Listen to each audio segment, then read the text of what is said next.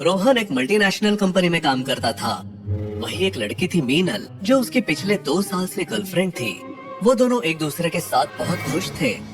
वो लोग आज बिजनेस मीटिंग के लिए कश्मीर की राजधानी श्रीनगर जा रहे थे। उन दोनों के साथ उनके 4 और कलीग थे, संजय, रागिनी, उत्कर्ष और चंदन। अरे ओ रोहन, मीनल से ज्यादा चिपकने की जरूरत नहीं है। ये तेरा हनीमून नहीं है। अरे मैंने तो कुछ नहीं किया। हाँ, तू कुछ कर भी नहीं सकता।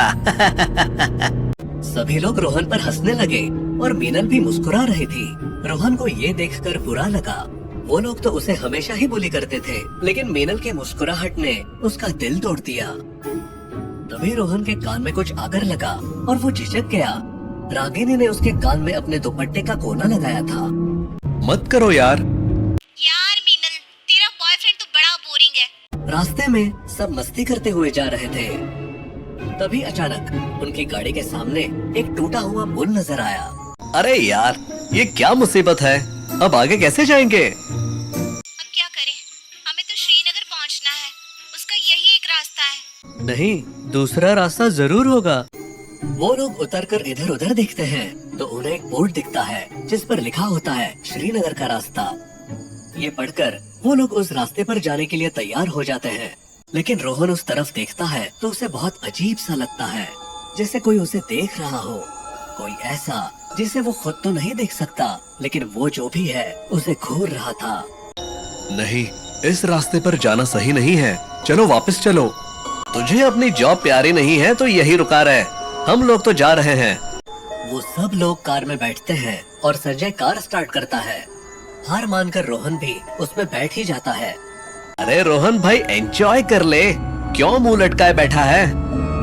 नहीं, मैं ठीक हूँ। कुछ दूर बाद उन्हें एक छोटी सी चाय की टपरी नजर आई तो वो लोग वहाँ चाय पीने लगे। चारों ओर सन्नाटा था और आसपास घना जंगल। माहौल बहुत डरावना लग रहा था। भाई, ये रास्ता तो बड़ा सुनसान है। यहाँ कोई खास बात है क्या? साहब, इस रास्ते पर ध्यान से जाना। लोग कहते हैं कि इस रास्ते पर एक भटकती आत्मा है। भटकती आत्मा? मतलब? कहते हैं कि एक औरत थी जिसे उसके पति ने धोखा दिया। उसका चक्कर किसी और औरत से चलने लगा। जब इस औरत को ये पता चला तो उसने पेड़ में फंदा डालकर फांसी लगा ली। वो अपने पति से बहुत प्यार करती थी। उसके मरने के बाद से उसकी आत्मा यही भटक रही है।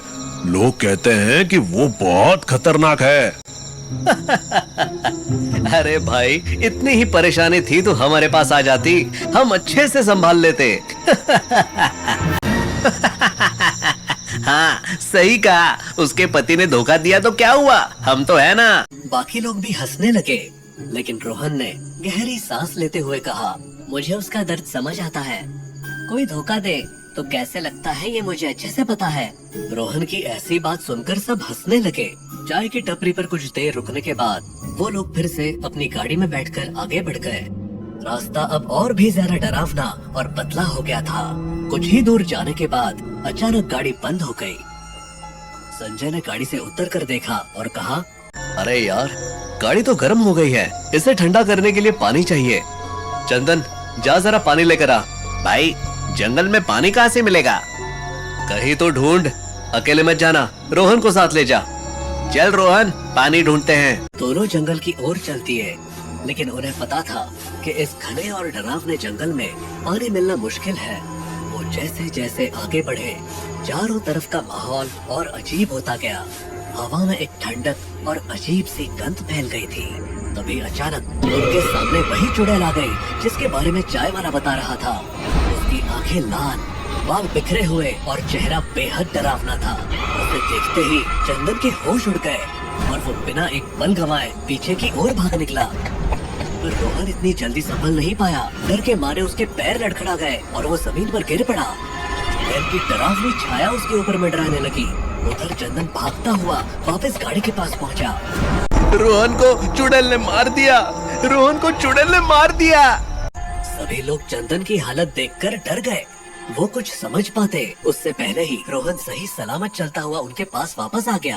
तू ठीक है? हाँ हाँ, मैं ठीक हूँ। ऐसा लगा वो चुड़ैल सिर्फ मुझे डराने आई थी। मीनल, दौड़कर रोहन के पास आई और उसे गले लगा लिया। मैं एक बार गाड़ी स्टार्ट करके देखता हूँ, शायद हो जाए। गाड़ी स्टार्ट हो गई और वो लोग तेजी से आगे बढ़ने लगे। घना जंगल चारों ओर पसरा हुआ था। गाड़ी की हेडलाइट केवल कुछ फीट तक ही रोशनी कर पा रही थी और बाकी सब अंधेरे में डूबा हुआ था। कुछ देर बाद अचानक गाड़ी के चारों तरफ धुंध छा गई। ये धुंध इतनी घनी थी कि वो लोग अपने हाथों तक को नहीं देख पा रहे थे। तभी मीनल ने अचानक कार की खिड़की के बाहर कुछ देखा। वो देखो, कोई औरत पेड़ पर लटकी हुई है। सभी ने खिड़की के बाहर देखा और सच में एक औरत का साया पेड़ से लटका हुआ दिखाई दिया। उसकी आंखें चमक रही थी और वो हवा में झूल रही थी। ये अरे ये तो वही चुड़ैल लग रही है। जल्दी गाड़ी तेजी से आगे बढ़ाओ। अरे आगे कुछ नजर ही नहीं आ रहा है, कैसे आगे बढ़ाऊं? तभी गाड़ी के अंदर अचानक ठंडक बढ़ने लगी, जैसे किसी ने वहाँ बर्फ डाल दी हो। गाड़ी के शीशों पर धीरे धीरे बर्फ की परत जमने लगी। रोहन ने हीटर चालू किया लेकिन कोई फायदा नहीं हुआ। मुझे बहुत डर लग रहा है, जल्दी चलो यहाँ से। गाड़ी के चारों ओर घिरी धुंध अचानक से हटने लगी और बर्फ पिघल गई। सबने राहत की सांस ली और संजय ने गाड़ी की रफ्तार बढ़ा दी। कुछ देर बाद रास्ते के किनारे एक बड़ा और खूबसूरत घर दिखाई दिया। लगता है हमें यहाँ रात बितानी चाहिए। बहुत हो गया, अब और आगे बढ़ने का जोखिम नहीं ले सकते। हाँ ठीक है। वो लोग गाड़ी से उतरकर उस घर के अंदर चले गए। घर अंदर से भी बेहद खूबसूरत और आलीशान था। सभी ने अपने अपने कमरे चुने और आराम करने चले गए। रोहन ने मीनल को ढूंढने की कोशिश की लेकिन वो कहीं नजर नहीं आ रही थी। मीनल संजय के साथ एक सुंदर से कमरे में थी। दरअसल मीनल रोहन को चीट कर रही थी। उसका संजय के साथ अफेयर चल रहा था। चलो, हमें थोड़ा समय अकेले के लिए तो मिला। हाँ सही बात। बस 1 मिनट रुको, मैं बाथरूम होकर आता हूँ। ठीक है, जल्दी आना। जैसे ही संजय बाथरूम में गया तो इधर ये कमरा अचानक बदलने लगा। खूबसूरत कमरा अब एक भयानक खंडर में बदल चुका था। दीवार पर मकड़ियों के जाले फैले हुए थे। जमीन पर चूहे दौड़ रहे थे और चारों तरफ गंदगी पसरी हुई थी। बचाओ, बचाओ। वो भागती हुई कमरे से बाहर निकल गई। तभी संजय भी बाथरूम से बाहर आया और इस हालत को देखकर घबरा गया। वो भी मीनल के पीछे भागते हुए बाहर आ गया। लेकिन जैसे ही वो दोनों हॉल में पहुँचे, उन्होंने देखा कि पूरा घर अब उसी खौफनाक स्थिति में बदल चुका था। हर तरफ मकड़ियों के जाले, दीवारों से गिरती हुई ईंटें और डरावना माहौल। तुम कहाँ थे मीनल? लेकिन तभी अचानक रागिनी, उत्कर्ष और चंदन भागते हुए हॉल में आए। उनके पीछे वही चुड़ैल थी। उसने एक भयानक चीख मारी और तीनों को हवा में उठा लिया। सबकी आंखों के सामने उसने एक एक करके तीनों को बेरहमी से मार डाला। खून से लथपथ उनके शरीर जमीन पर गिर पड़े। रोहन, मीनल और संजय ने बिना कोई समय गवाए बाहर की ओर भागना शुरू कर दिया। उनकी सांसें तेज चल रही थी और दिलों की धड़कनें जैसे रुकने को थी। रोहन, मीनल और संजय जैसे तैसे बाहर निकलने में कामयाब हुए, लेकिन चुड़ैल भी उनका पीछा करते हुए बाहर आ गई। भागते भागते रोहन अचानक गिर पड़ा और पिछली बार की तरह उसने रोहन को छोड़ दिया और मीनल का गला पकड़ लिया। चाहो तो मुझे मार दो, पर उसे छोड़ दो। मैं तुम्हारी मिन्नत करता हूँ। ये लड़की तुम्हें धोखा दे रही है, फिर भी तुम इसकी जिंदगी की भीख मांग रहे हो। हाँ, मुझे ये बात पहले से पता थी, लेकिन फिर भी मैं चाहता हूँ कि तुम इसे छोड़ दो और संजय को भी छोड़ दो, चाहे मेरी जान ही क्यों ना ले लो। ये सुनकर संजय और मीनल ने डर से चिल्लाते हुए कहा, हाँ, इसे मार डालो। हमें छोड़ दो, हमें छोड़ दो। तुम इन्हें भले माफ कर सकते हो, पर मैं नहीं कर सकती। मैं धोखेबाजी कभी माफ नहीं करती। मैंने तुम्हारे बाकी साथियों को भी इसलिए मारा क्योंकि उन्हें इस धोखे के बारे में पता था, और फिर भी उन्होंने तुम्हें पहले नहीं बताया। अब ये दोनों मरेंगे। चुड़ैल ने मीनल और संजय को हवा में उठा लिया और कुछ ही पलों में दोनों को बेरहमी से मार डाला। उनके शरीर बेहोशी की स्थिति में जमीन पर गिर गए।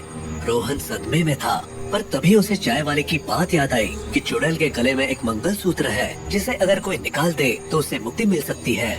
रोहन ने हिम्मत जुटाई और चुड़ैल के पास धीरे धीरे बढ़ते हुए कहा, तुम्हारी दर्द भरी कहानी ने मेरा दिल छू लिया है। अगर तुम्हें धोखा दिया गया था तो मुझे माफ कर दो।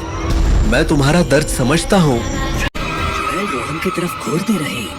इसी बीच रोहन ने उसके गले में लटकते मंगलसूत्र को देखा और एक झटके से उसे खींच कर निकाल लिया। जैसे ही मंगलसूत्र निकला, चुड़ैल चीखते हुए हवा में गायब होने लगी।